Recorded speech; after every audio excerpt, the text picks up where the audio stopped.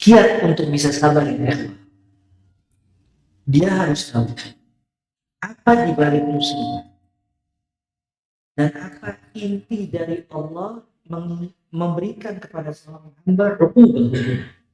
Kalau dia tahu Allah ada hikmah yang sangat besar ketika memberikan hukuman kepada seorang hamba, dan dia tahu kalau musibah yang Allah berikan kepada hamba tersebut tidak sia-sia, baru bisa keluar yang namanya as-sabar wal ihtisab.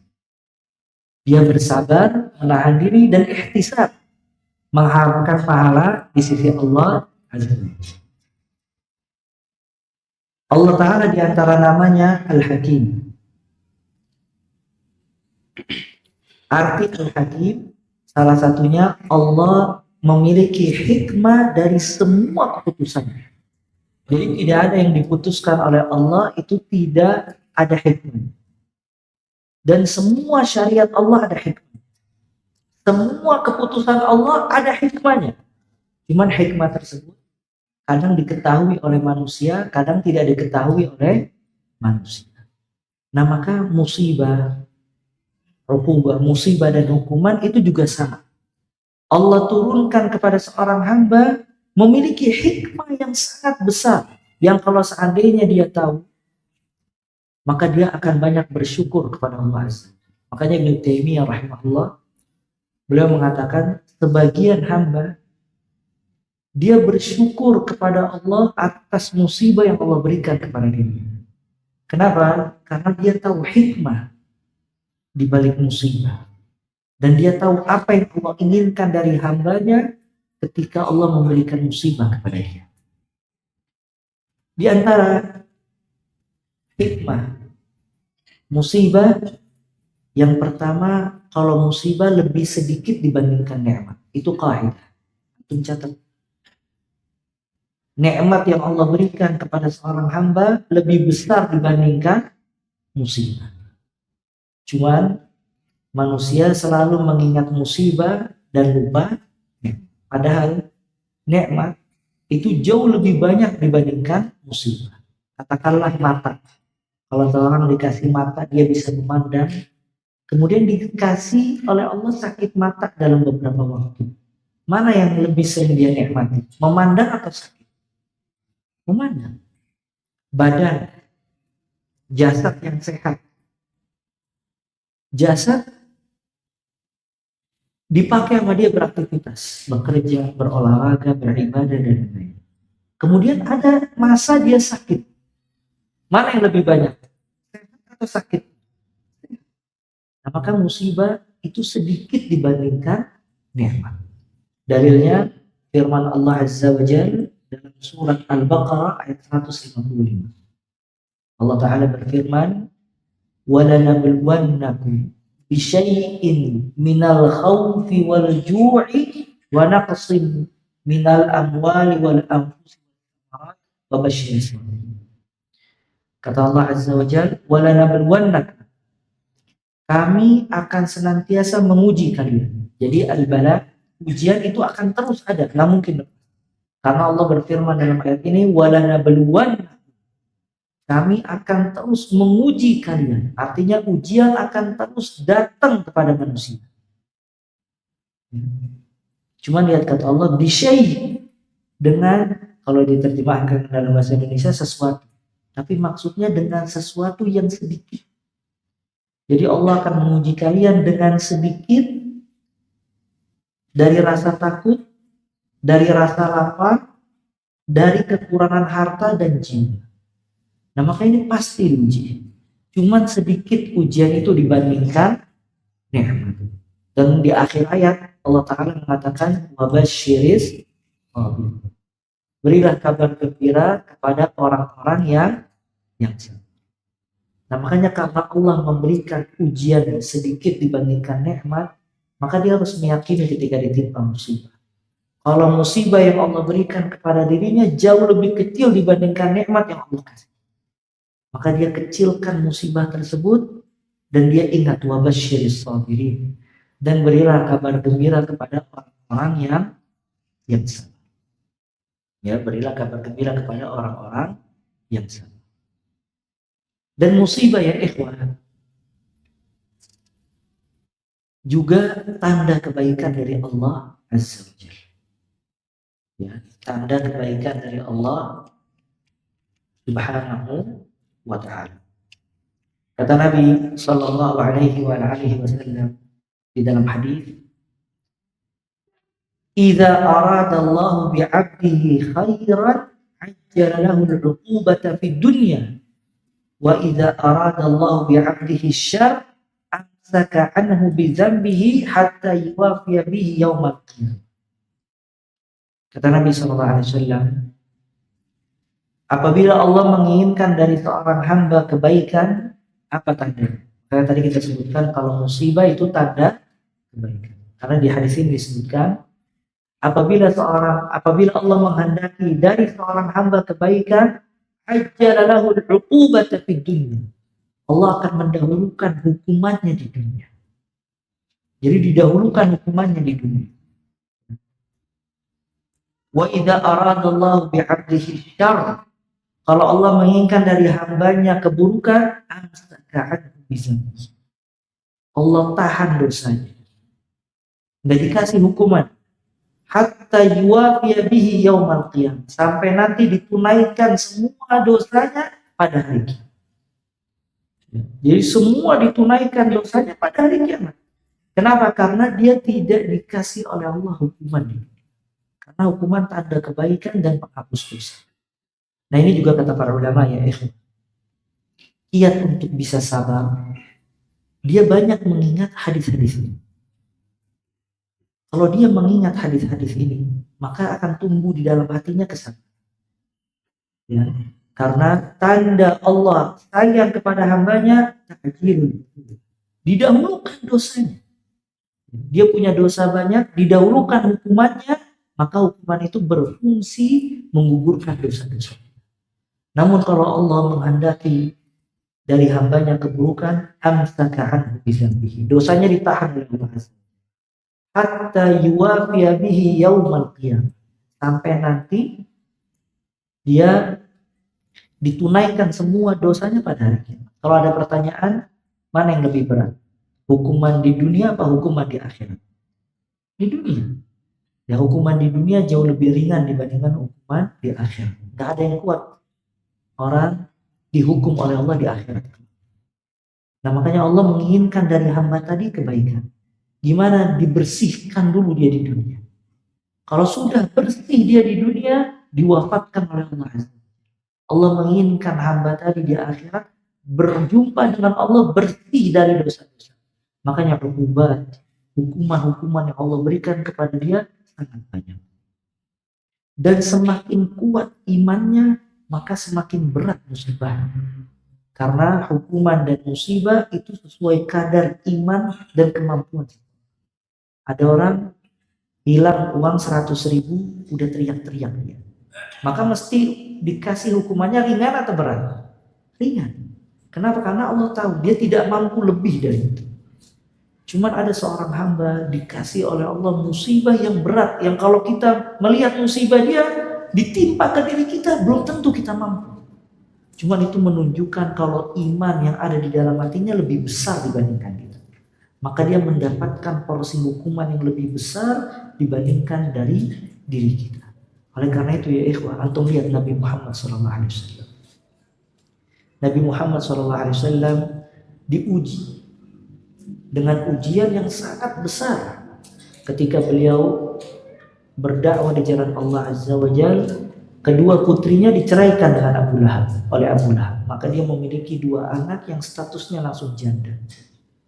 Nabi SAW kalau keluar dari rumahnya, dia menemukan di depan rumahnya ada jeroan onta ditaruh oleh orang-orang kufar Quraisy. Sampai kata Nabi SAW, ayu jiran anta, tetangga macam apa kalian ini berbuat seperti ini?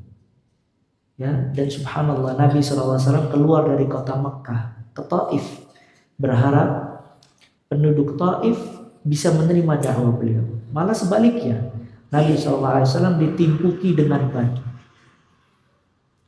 Ya, sampai dilindungi oleh sahabatnya. Namun ketika ada malaikat menawarkan dirinya ingin menimbun penduduk Taif dengan gunung, Kata Nabi SAW, jangan.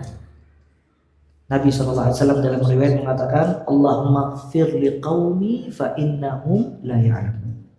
Ya Allah, ampunilah dosa kaumku, sesungguhnya mereka belum mengetahui hakikat dakwah. Dan orang lain disebutkan, aku berharap keluar dari anak cucu mereka yang mengucapkan la ilaha illallah.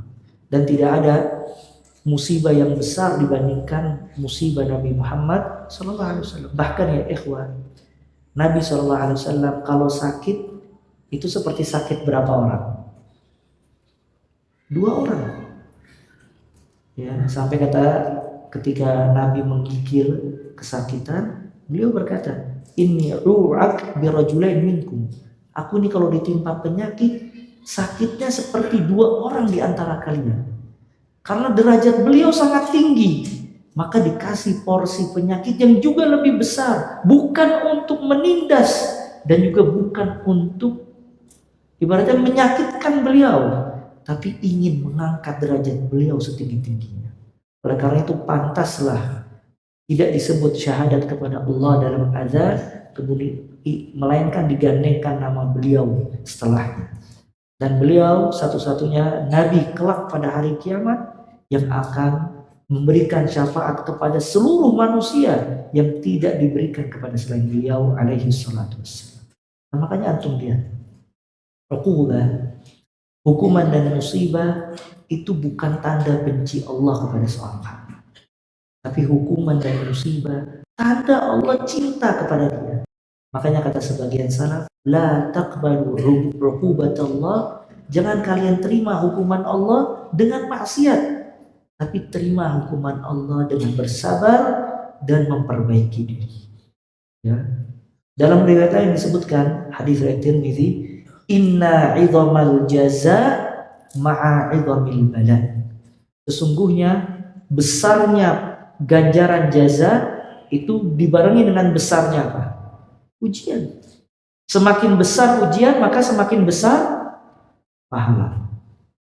Wa innallaha ta'ala iza ahabba qauman ibtalahu. Dan Allah apabila mencintai satu kaum, Allah uji mereka. Ya. Faman radiya falahur ridha. Barang siapa yang ridha dengan ujian Allah, maka Allah ridha kepadanya. Wa man sakhita falahus sukhut. Dan barang siapa yang benci dengan ujian Allah, maka Allah juga membencinya. Ya. Maka ini kiat untuk kita sabar, yaitu mengetahui kalau ujian yang Allah berikan kepada seorang hamba itu bukanlah musibah, bukanlah kebencian, tapi tanda cinta Allah kepada hamba tadi. Ya. Makanya antum lihat subhanallah, Allah Ta'ala mendidik para sahabat dan ingin memperlihatkan kepada para sahabat kapan dia harus bersabar dan kapan dia harus bersyukur. Kapan dia harus menisbatkan nikmat kepada Allah dan kapan dia harus bersabar atas musibah yang Allah berikan kepada mereka. Di perang Badar, para sahabat menang dengan jumlah yang sedikit dari musuh-musuhnya. Sedangkan di perang Uhud, dengan jumlah yang lebih banyak dibandingkan perang Badar, mereka kalah. Walaupun sebagian ulama mengatakan tidak kalah.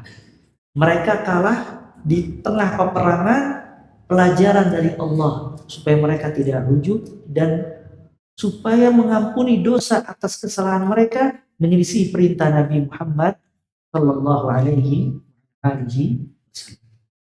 Musibah ya ikhwah, itu juga sebab masuk surga. Ya, musibah sebab masuk surga. Ya, tanpa musibah mungkin seseorang sulit untuk masuk surga. Makanya di sini Anda bawakan satu hadis yang sangat agung. Lihat subhanallah. Ya, pernah Anda bacakan juga hadis yang dalam kajian.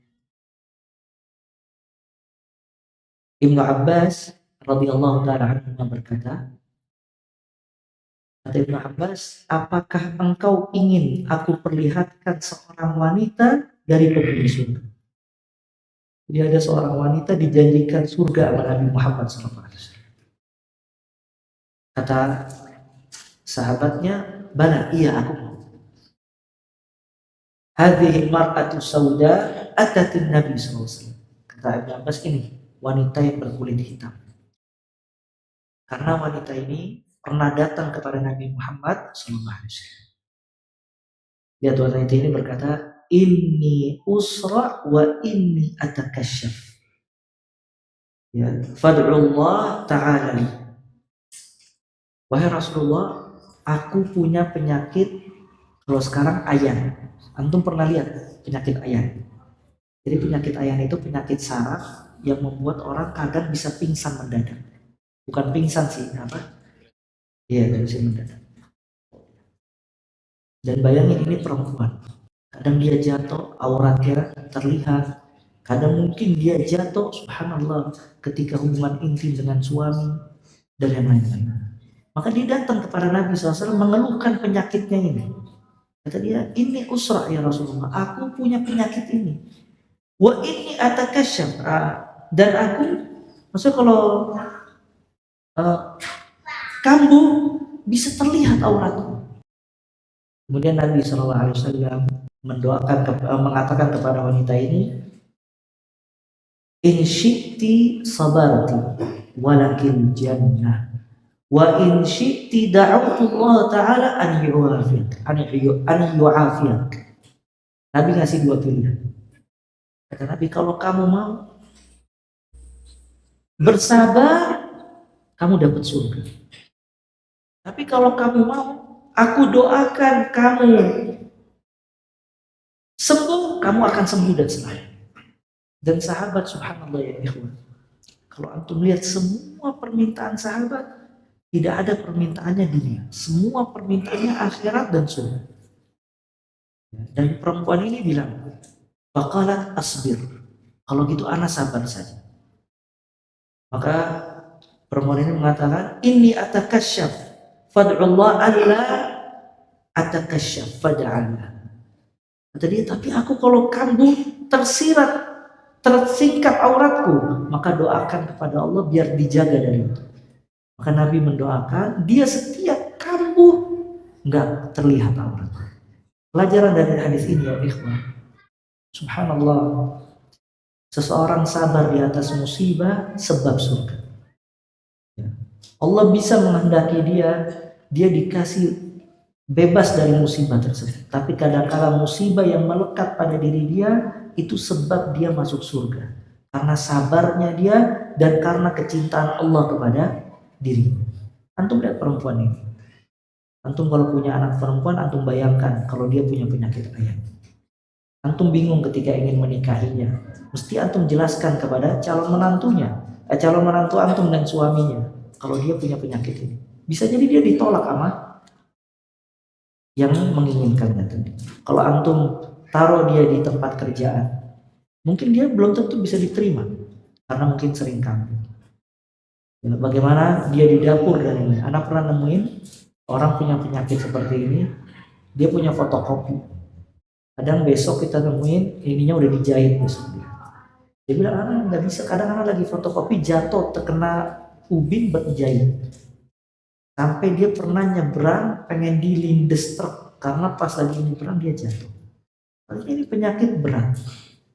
Wajar apalagi tertimpa kepada perempuan. Lihat perempuan ini datang kepada Nabi berminta, ya Rasulullah doakan anak supaya anak selamat dari penyakit ini.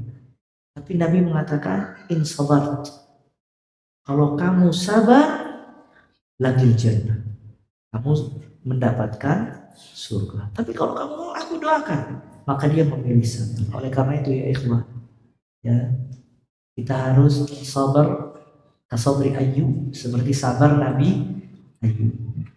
Karena musibah yang menimpa kita bukan keburukan, tapi musibah yang menimpa kita itu tanda kebaikan dari Allah Azza wa Jalla.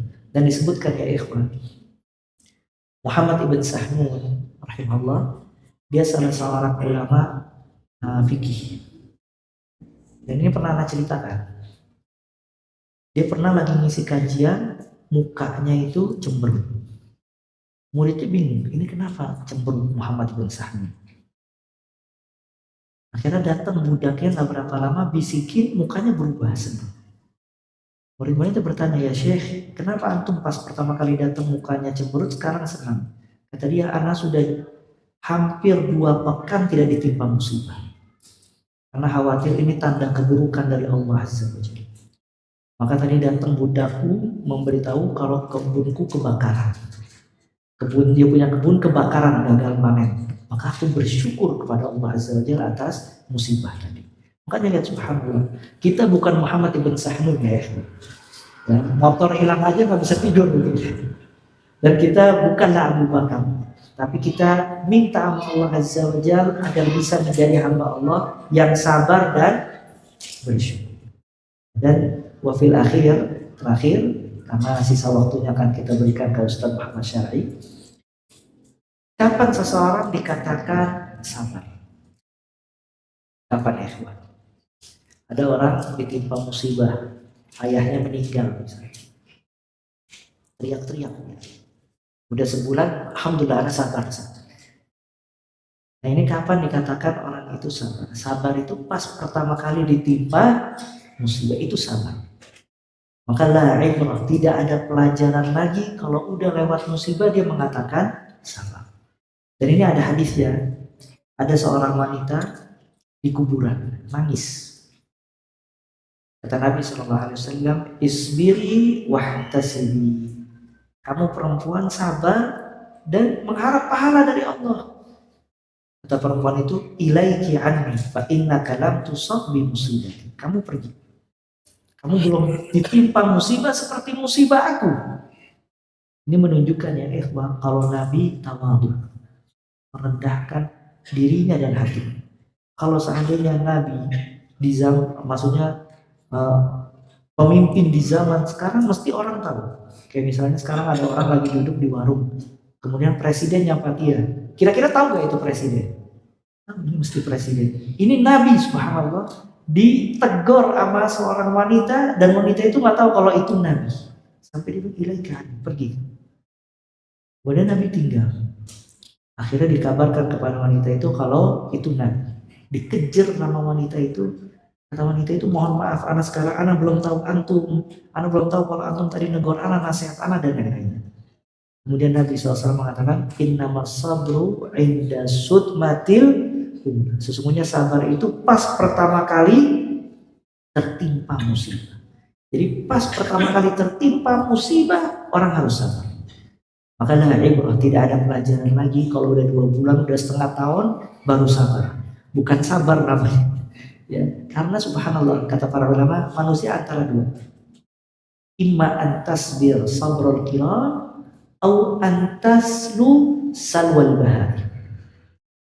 Imma antum sabar dengan sabarnya orang yang terhormat, atau antum akan reda dengan sendirinya sebagaimana redanya hewan ternak. Hewan ternak, misalnya singa atau kucing, anaknya mati, bakal reda dia dengan sendiri. Mungkin pertama kali dia berantem atau berusaha untuk menyelamatkan, tapi dengan berjalannya waktu dia akan tenang sendiri lagi. Nanti bakal bunting lagi tuh kucing. Cuman subhanallah, kalau manusia pertama kali tertimpa nggak sabar, tapi dengan berjalannya waktu sabar, nggak ada bedanya dia dengan hewan ternak. Maka kata para ulama, imma antasbir sabral kiram, kalau kamu nggak bisa sabar seperti sabar orang terhormat, au antasu salwal bahari, atau kamu akan tenang sebagaimana tenangnya hewan ternak. Kita memohon kepada Allah Azza wa Jalla agar kita dijadikan orang-orang yang sabar, dikasih musibah, dan Allah meridhai kita, dan dijadikan musibah kita sebagai pahala pengampun dosa dan pengangkat derajat. Amin amin ya rabbal alamin.